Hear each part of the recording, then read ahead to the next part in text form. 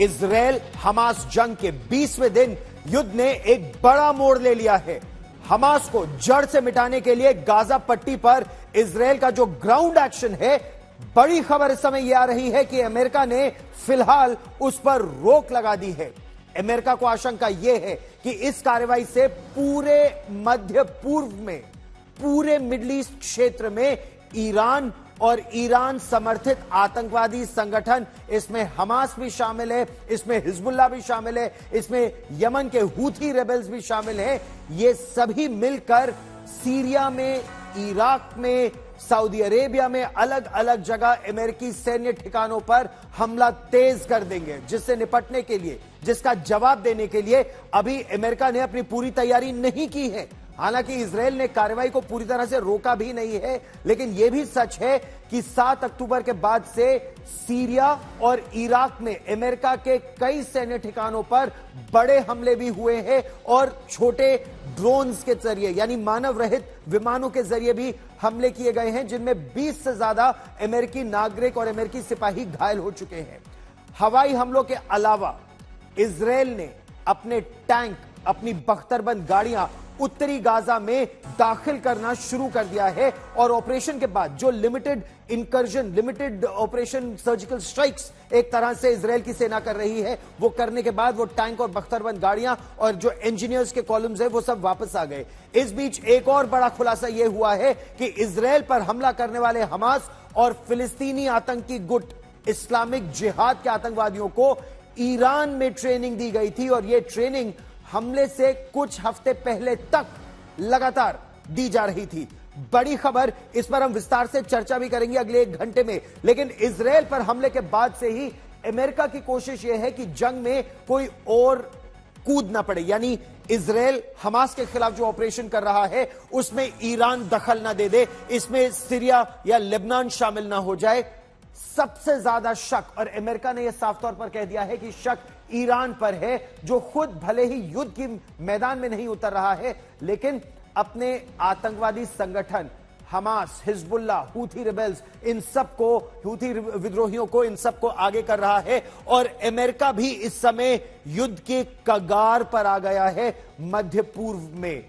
इस हालत को देखते हुए अमेरिका ने मध्य पूर्व में जो उसका मिसाइल डिफेंस सिस्टम है वो लगाना शुरू कर दिया है, यानी पेट्रियट मिसाइल्स। आपको याद होगा गल्फ वॉर के समय से अमेरिका की पेट्रियट मिसाइल्स का बहुत जिक्र होता था, और एक नया सिस्टम है थार्ड, ये terminal high altitude air defence system है अमेरिका का। थार्ड बैटरीज भी अब तैनात की जा रही हैं पूरे मध्य पूर्व में। उसके साथ ही साथ अमेरिका ने अपने 2 बड़े जंगी बेड़े वहां पर तैनात करना, भूमध्य सागर में तैनात करना शुरू कर दिया है, यूएसएस आइजनहावर और यूएसएस जेरल्ड फोर्ड, यानी करीब 200 लड़ाकू विमान, टोही विमान, इलेक्ट्रॉनिक इंटेलिजेंस के विमान, एंटी सबमरीन वॉरफेयर के विमान, उनके साथ साथ अलग अलग डिस्ट्रॉयर्स, क्रूजर्स, फ्रिगेट्स, पनडुब्बियां, टैंकर।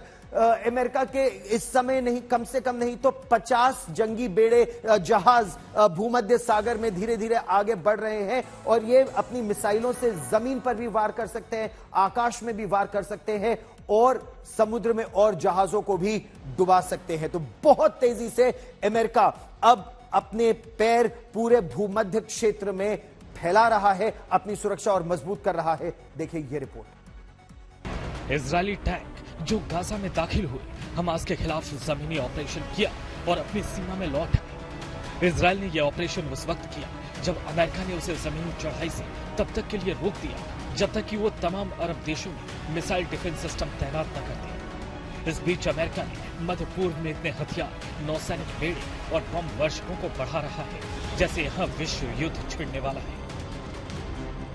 ये आशंका यूं ही नहीं है, इन तस्वीरों पर गौर कीजिए। अमेरिकी ठिकानों पर हमला करेगा ईरान। यह ईरानी फौज है जो पूरे लाव लश्कर के साथ तैयार है। सीएनएन ने दावा किया है कि ईरान मिडिल ईस्ट में अमेरिकी ठिकानों पर हमला करेगा। अमेरिकी खुफिया रिपोर्ट के हवाले से बड़ी खबर। सीएनएन ने अमेरिकी खुफिया खबरों के हवाले से यह दावा किया है कि ईरान समर्थित आतंकी गुट सीरिया, इराक और कई अरब देशों में तैनात अमेरिकी सैनिकों पर हमला करने वाले हैं। पेंटागन के मुताबिक 17 अक्टूबर से 24 अक्टूबर के बीच अमेरिका और पश्चिमी देशों की सेनाओं पर इराक में कम से कम 10 और सीरिया में 3 हमले किए गए। इन हमलों में ड्रोन के अलावा रॉकेटों का भी इस्तेमाल किया गया। इन हमलों में अमेरिका के 24 सैनिक घायल हुए हैं। पेंटागन ने साफ कहा कि इन हमलों के पीछे ईरान है। इन हमलों का जवाब अमेरिका पूरी ताकत से दे रहा है। वहीं अमेरिकी विदेश मंत्री एंटनी ब्लिंकन ने ईरान को तेज और दुरुस्त कार्रवाई की चेतावनी दी है। अमेरिका को डर है कि अगर इजरायल ने अभी हमास के खिलाफ गाजा पर चढ़ाई की तो ईरान के इशारे पर उसके आतंकी गुट अमेरिकी सैनिकों पर ताबड़तोड़ हमले करेंगे, जिसे रोकना उनके लिए मुश्किल हो जाएगा। यही वजह है कि अमेरिकी अखबार वॉल स्ट्रीट जर्नल के मुताबिक अमेरिका ने इजरायल को तब तक जमीनी हमला टालने के लिए राजी कर लिया है जब तक कि वो अमेरिकी सैनिकों की सुरक्षा के लिए मिसाइल रक्षा प्रणाली तैनात न कर ले। हालांकि दुनिया के सामने अमेरिका यही कह रहा है कि इजरायल अपने फैसले खुद कर रहा है। इधर बाइडेन ने गोलमोल जवाब दिया और उधर अमेरिका का प्लान सामने आ गया।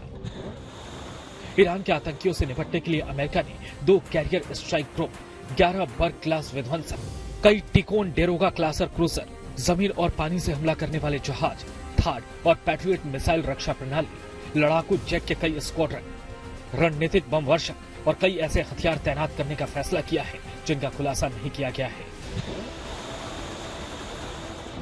बर्ग क्लास विध्वंसक दुश्मन की मिसाइलों को तबाह करने की ताकत रखते हैं। वहीं थाड और पैट्रियट मिसाइल सिस्टम भी दुश्मन की मिसाइलों के खिलाफ ढाल बन जाते हैं। अपनी रक्षा करने के साथ ही अमेरिका ने अपने घातक लड़ाकू विमान F-16 के स्क्वाड्रन और बम वर्षकों को भी मध्य पूर्व में तैनात कर दिया है। हालांकि ये तैनाती ईरान के धमकियों के बीच हो रही है, जिसने हमास, हिजबुल्लाह और इस्लामिक जिहाद के आतंकियों को इजरायल पर हमले तेज करने का हुक्म दिया है। वहीं उसने गाजा पर इजरायल की चढ़ाई की सूरत में इस युद्ध को महायुद्ध में बदलने की धमकी भी दी है। आज तक ब्यूरो। और इस समय पूरी दुनिया पर खतरा बड़ा मंडरा रहा है। एक रूस यूक्रेन युद्ध और रूस यूक्रेन युद्ध के बाद अब अमेरिका इतने ज्यादा जंगी बेड़े भूमध्य सागर में ला रहा है। यह आपको दिखाता है कि अमेरिका को भी इस बात का डर है कि आतंकवादी अमेरिकन बेसिस को निशाना बना सकते हैं। और कहां कहां है अमेरिका के बेसिस, हम आपको वो भी दिखाते हैं, क्योंकि पूरे मिडिल ईस्ट की अगर बात करें तो न केवल सऊदी अरेबिया और बहरीन और कुवैत बल्कि कई देशों में बड़ी संख्या में अमेरिका के या तो लड़ाकू विमान मौजूद है, अमेरिका के नेवल बेसिस वहां पर मौजूद है। आप ये देखिए, आपको अगर उत्तरी अफ्रीका से शुरू किया जाए तो मिस्र में अमेरिका के जंगी बेड़े तैनात रहते हैं पूरे क्षेत्र के लिए। यरूशलेम की सुरक्षा के लिए भी अमेरिका की सेना वहां पर तैनात रहती है। जॉर्डन में अमेरिका के बेसिस है। रियाद में तो एक बहुत बड़ा एयरबेस भी है और मिलिट्री बेस भी है। इराक में करीब 2500 सैनिक अभी इस समय तैनात हैं। सीरिया में करीब 900 सैनिक इस समय तैनात हैं अमेरिका के। उसके अलावा कुवैत में गल्फ वॉर के समय से ही अमेरिका के सोल्जर्स वहां पर लगातार तैनात रहते हैं। बहरीन में बड़ा नेवल बेस है। कतर में, यूनाइटेड अरब एमिरेट्स में और ओमान में न केवल नौसेना बल्कि वायुसेना भी अमेरिका की तैनात है। लेकिन यह तैनाती और बढ़ाने की जरूरत है। थार्ड बैटरीज जो अमेरिका का terminal high altitude air defence system है, यानी अगर अमेरिका पर मिसाइलें दागी जाती हैं, अमेरिकन बेसिस पर मिसाइलें दागी जाती हैं, चाहे वो हूथी विद्रोही करे या ईरान का कोई और प्रॉक्सी करे, तो मिसाइलों को हवा में ही ध्वस्त करने के लिए पेट्रियट मिसाइल डिफेंस शील्ड और third terminal air defence missile system, ये अमेरिका को अभी और तैनात इस क्षेत्र में करने की आवश्यकता है। और ये क्यों क्या करना पड़ रहा है? आप ये सोचिए कि 7 अक्टूबर को बड़ा आतंकी हमला हुआ था इजरायल पर। हमला इजरायल पर था।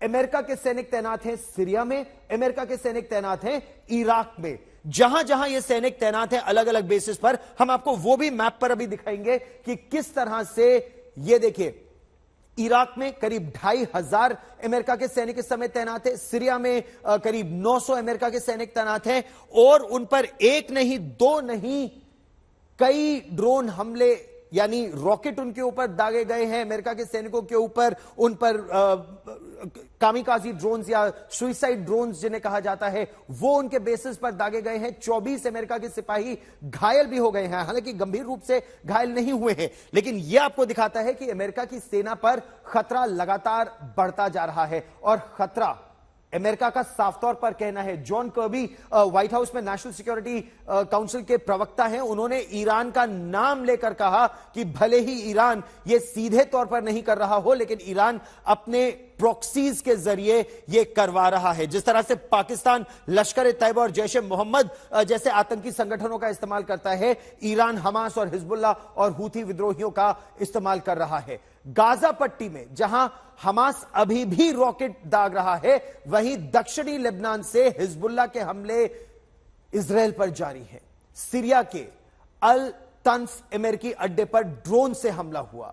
अगर हम इराक की बात करें तो हम आपको इराक के बाद में बता दें कि ऐन अल असद एयरबेस है अमेरिका का, इराक में रॉकेट और ड्रोन दोनों के हमले उस पर हो गए हैं, जिसमें 24 अमेरिकी सैनिक घायल हो गए। इन हमलों से निपटने के लिए अमेरिका अपना मिसाइल डिफेंस सिस्टम उस क्षेत्र में तैनात करना चाहता है। इस बीच एक और बड़ी खबर आ रही है। इजराइल हमास जंग के बीच एक एक्सक्लूसिव खबर हम सबसे पहले आपको आज तक पर दे रहे हैं। चीन ने पाकिस्तान के साथ नौसैनिक युद्धाभ्यास करने का फैसला किया है। यह बड़ी बात है। युद्धाभ्यास फारस की खाड़ी में होगा। फारस की खाड़ी जहां अमेरिका के जंगी बेड़े धीरे धीरे आगे बढ़ रहे हैं। चीन इजराइल और हमास की जंग पर नजर रखने की बात कर रहा है। चीन और पाकिस्तान के इस युद्धाभ्यास से भारत के भी कान खड़े हो गए हैं। भारतीय नौसेना के जो P-8I एंटी सबमरीन वॉरफेयर और रिकॉनेसेंस सर्वेलेंस और रिकॉनेसेंस के एयरक्राफ्ट हैं, बहुत ही बड़े ये रिकॉनेसेंस के विमान हैं, लेकिन एंटी सबमरीन वॉरफेयर भी कर सकते हैं। इनकी विमान से चीन, इन विमानों की मदद से चीन की नौसेना की गतिविधियों की लगातार टोह ली जा रही है। साथ ही इस काम में प्रेडेटर ड्रोन्स की भी मदद ली जा रही है।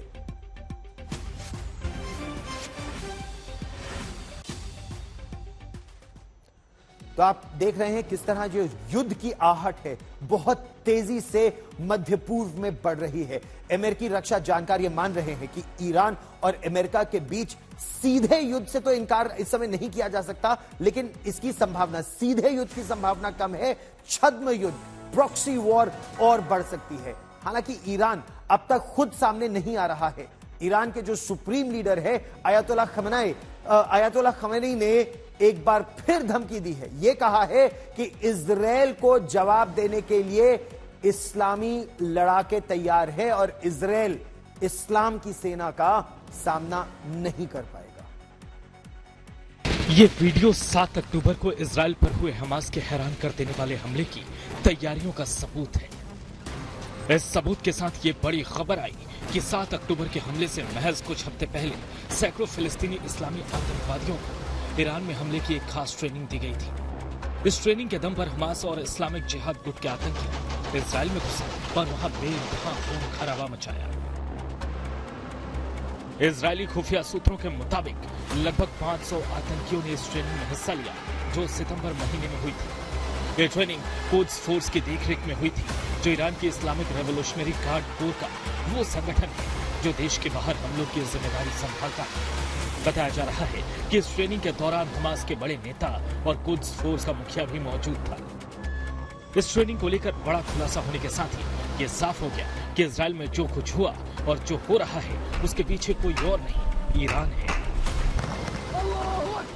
में ये जो मीटिंग अभी हुई है हिजबुल्लाह के अध्यक्ष, हमास के उपाध्यक्ष और पैलेस्टीनियन इस्लामिक जिहाद के जो लीडर के बीच में जो मीटिंग हुआ है, ये मुसीबत ज़्यादा करता है इजराइल को दो कारणों के लिए। पहला, ये बिल्कुल साबित करता है कि अक्टूबर 7 का आतंकवादी हमला जो हुआ था इजराइल पर, वो ईरान का स्पॉन्सर्ड था, ईरान का हाथ है उसके पीछे। क्योंकि हिजबुल्लाह जो है, हमास जो है, पैलेस्टीनियन इस्लामिक जिहाद जो है, ये सारे आतंकवादी संगठन है, लेकिन ईरान इनको पैसा देता है, इनको हथियार देता है। आज ही ईरान के सुप्रीम लीडर अयतुल्लाह खामनेई ने अमेरिका को गाजा पर हो रहे हमलों का जिम्मेदार ठहराया और इजराइल को चेतावनी दी कि इस्लामिक लड़ाके बदला लेने के लिए तैयार हैं। इससे पहले दुनिया ने आतंकियों के आकाओं की इस बैठक को देखा था। हिजबुल्लाह के चीफ हसन नसरल्लाह, हमास के डिप्टी चीफ सालेह अल अरूरी और फिलिस्तीनी इस्लामिक जिहाद के प्रमुख जिहाद अल नखालाह की बेरूत में मुलाकात हुई।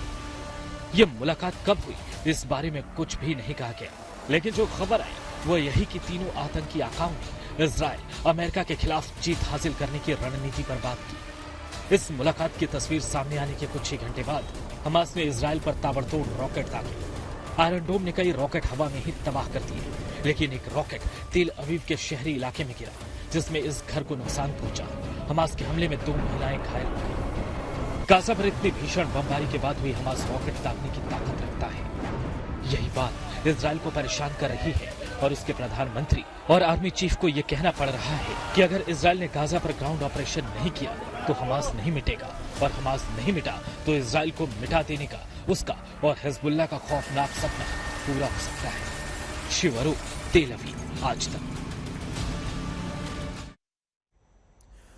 बड़ी खबर इस समय यह भी आ रही है कि तुर्की के राष्ट्रपति अर्दोहान और पोप फ्रांसिस के बीच मोबाइल फोन पर, उनकी फोन पर बातचीत हुई है, और इस चर्चा में, ये जो बातचीत उनकी फोन पर हुई है, उसमें इजरायल और हमास के आतंकवादियों के बीच जो जंग इस समय छिड़ी हुई है, और इसमें फिलिस्तीन के लोगों पर इसका जो असर हो रहा है, जो मानवाधिकार हनन हो रहा है, तुर्की के राष्ट्रपति ने यह प्रश्न भी पोप फ्रांसिस के साथ, अर्दोहान की जो बातचीत हुई पोप फ्रांसिस में, यह मुद्दा भी उठाया गया।